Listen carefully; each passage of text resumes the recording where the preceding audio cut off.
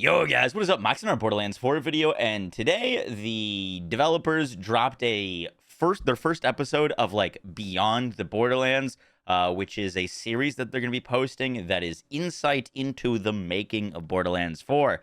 Now, I saw this get posted a few hours ago, and I didn't really think too much of it, but I've now watched it, and there's actually quite a bit of new information kind of hidden in this video. So what I'm going to have do is the video is going to play. You can watch it fully, and then we're going to talk about some of the stuff that I caught afterwards. So I hope you guys enjoyed the video. Let's get right into it.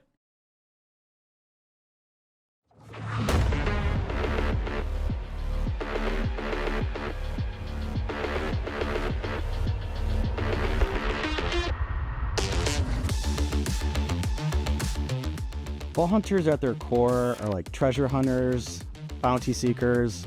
They kind of live on the edge. They're fine taking matters into their own hands, kind of playing that gray space between what's right and what's wrong. Ultimately, they're after a buck or, riches, power, glory, you name it. And they're willing to do what they want to get to it.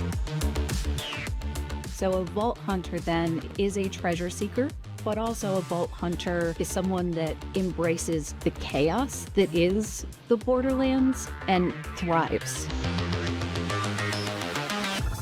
It starts with pitches from within the company. Anyone in the company can pitch a vault hunter. We play the game so much that we start to think about what we would want to see in it next. We collect pitches at the company level. We review those pitches and narrow it down. Often we'll take elements of multiple pitches and put them together to make something even more badass. And then it really goes to design. We want them to be somebody that players and ourselves can relate to. We view them very similar to a hero, like in a comic book is frequently a good reference point for us. You want to get something that feels familiar and play as somebody you actually want it to be in real life. It starts with the ideation of trying to, define and decipher what kind of fantasies we want to build for players. And then from there, it goes into concept. Concept comes up with a bunch of ideas that then design reacts to. And so from there, you go on to building the character and then actually building the action skill. And that's a continuous process as you work with animation, effects, audio, seeing if it feels good, if it feels fun. Sometimes it doesn't. You go back and you have to redo stuff. So, Vault Hunters are in constant production over the course of the project, and we will keep tweaking stuff until, code tells us, stop touching stuff, we gotta ship. Yeah, I think the guiding principle of Borderlands in general is just to be badass. The abilities, the gear, everything, it all has to be the things that our community expects. They can be from any walk of life, they can bring anything to the table, but ultimately they have to be cool and they have to be fun to play. We just approach each character and imagine who they are at their most heightened, in the most insane scenario you could place someone, and have them, because they are in the Borderlands, assume it to be the norm. The average day in the Borderlands would be an insane day for any of us. And what would a crazy day look like for someone that lives in this universe? We're always looking for creating new and interesting experiences. We almost always have a soldier and we almost always have a siren, but we're always looking for, what if the siren had spooky dark powers? What if a soldier had a suit that was grafted to his body and he had extra arms and ligaments to help him in battle? To the team, delivering Vault Hunters that we know players will really love is everything. We want to make sure that we're playtesting, that we're bringing in players that can hit on each of the individual phases that we have through development. For me, that was one of my pillars to the team on this project, was playtest often. Any of these number of things that we have with systems and design, we want to get those in front of players so that they can tell us if we're on base or if we need to go and be a little bit better. We're always looking at the community when it comes to our Vault Hunters to make sure that we're kind of meeting their expectations and then exceeding them, and also surprising them. We can kind of infer a lot of what they're feeling, and we can use that to our advantage to try to play with those expectations. And so when the game comes out, they're still surprised in the wake of all the marketing that comes along with it. Yeah, I'm so excited for the people to be able to actually get their hands on Borderlands 4 and just see how badass this world really is. It's not only bigger, and bigger by a large extent than any Borderlands we've made, but it's also far more detailed and far more beautiful. We're back, and we're bigger and better than ever. We have so much more abilities, so much more that goes into our Vault Hunters. We have billions of guns. I think that people will be really, really excited about where we're headed in Borderlands 4.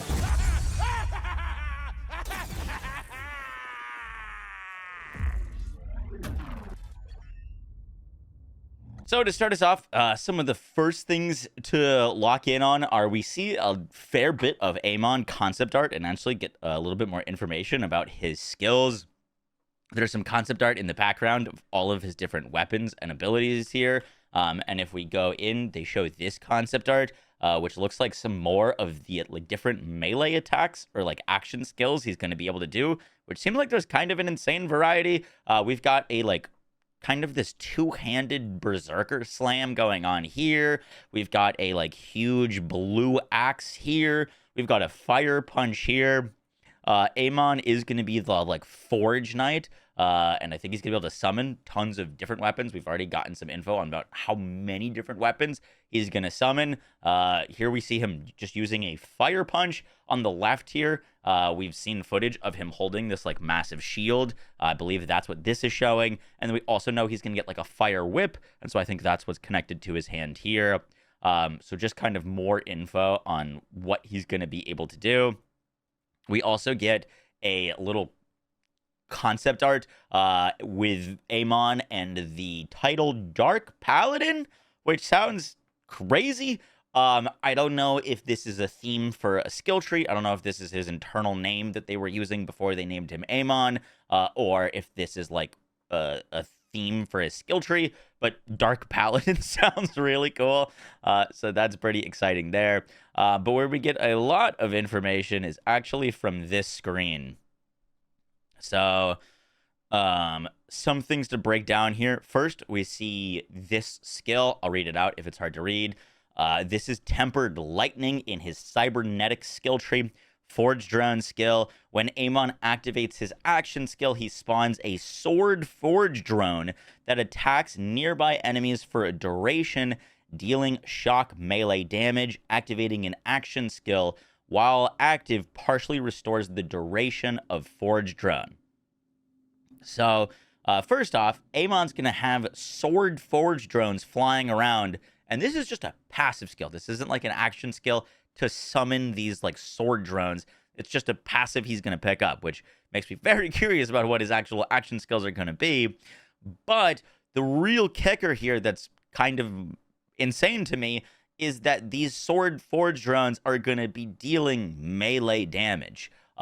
We in the past have not really had, at least to my knowledge, action skill abilities that were triggering like melee damage. Like Phase Slam never did melee damage. It was always action skill damage. Flax Pet's meleeing things were always action skill damage, and like companion damage. This is very interesting because like imagine if you could have Zane's drones flying around, and if we had the same system that we have in Borderlands 3, where like you could have a knife train static charge equipped that would heal you and send out lightning tendrils, or you could have a white elephant equipped. The fact that we are already seeing certain abilities proccing melee damage off of passive things that are just in your tree that you don't even need to interact with is kind of insane to me. Like, for example, if you did have a static charge equipped and this thing would benefit from that because it's dealing melee damage, all of a sudden, you know, you've got lightning chains going everywhere from like a very simple ability. So while this is just one skill point in his tree and it's just a little tease, the like possibilities are very, very interesting. But there's also some more information that we can get from this. The next thing to note is that in this little gameplay, first off, there's a lot of things happening here. There is a lightning sword on the right that's like crackling with lightning. They haven't announced melee weapons, so I'm not going to say that like melee weapons are going to be in the game. I'm imagining that this is just a design for one of Amon's weapons that they've got, like crackling in the background. The next thing to break down here is this character is level 50. We know that the XP bar goes around here, and it is finished here. Like there's no little XP bar anywhere. So I'm imagining that level 50 is confirmed now as basically the level cap. There was a lot of speculation on like maybe because the skill trees are almost like 3 times the size of like a normal skill tree or something crazy like that, that maybe we'd be getting extra skill points in the campaign. Maybe we'd be getting 2 skill points per level, because, you know, the skill trees are just so massive now. And we can also pretty much confirm that that is not going to be the case.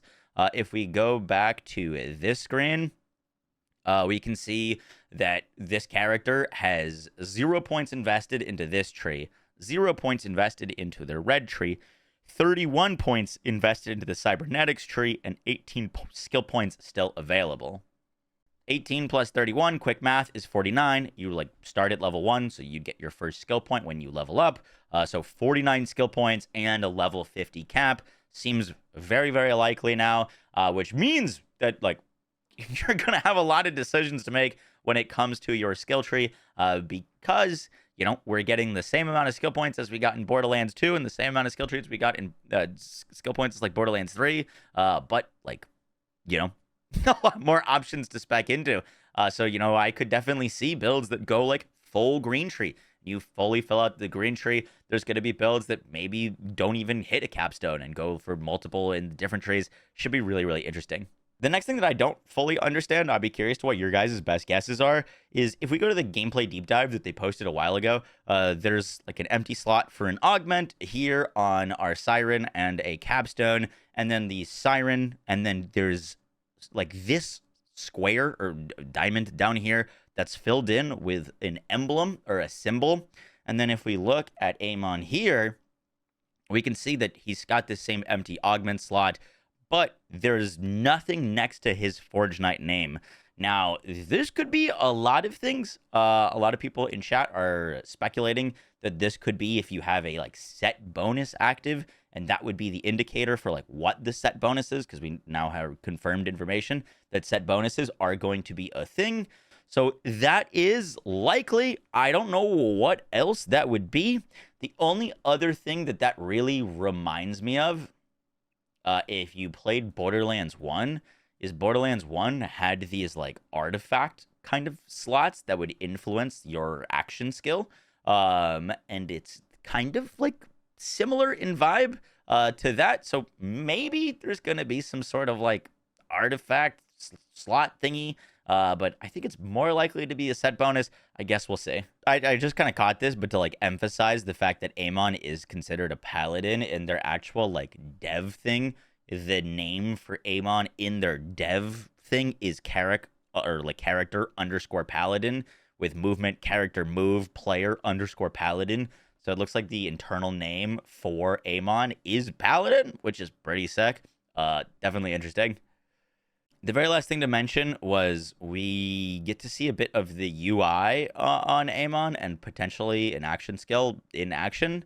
The interesting thing here is there's like, I mean, we kind of know that he has dual axes, and we can see that kind of icon. I don't know if it looks like you can like use one or then the other or both at the same time type deal, but interesting UI element there. And then we actually get to see like a little bit of gameplay of potentially an action skill or an augment or something, where you summon this massive axe, and then while you're like recalling it, you reach out your hand to bring the axe back.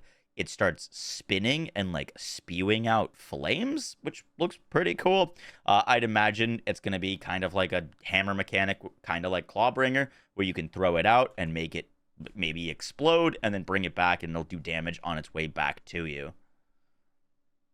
Guys, that's going to do it for the video. I hope you enjoyed. Borderlands 4 is now just 3 months away, so, you know, we should be getting more and more info as the date gets closer and closer, and still fingers crossed for some actual pre-order info and prices for the game. But yeah, guys, I hope you enjoyed. Sorry for the like over analysis. I would expect a fair bit of that, to be honest. I'm going to be picking apart just about any piece of Borderlands 4 content we can get. But yeah, I'll catch you on the next one, guys. Take care. Bye.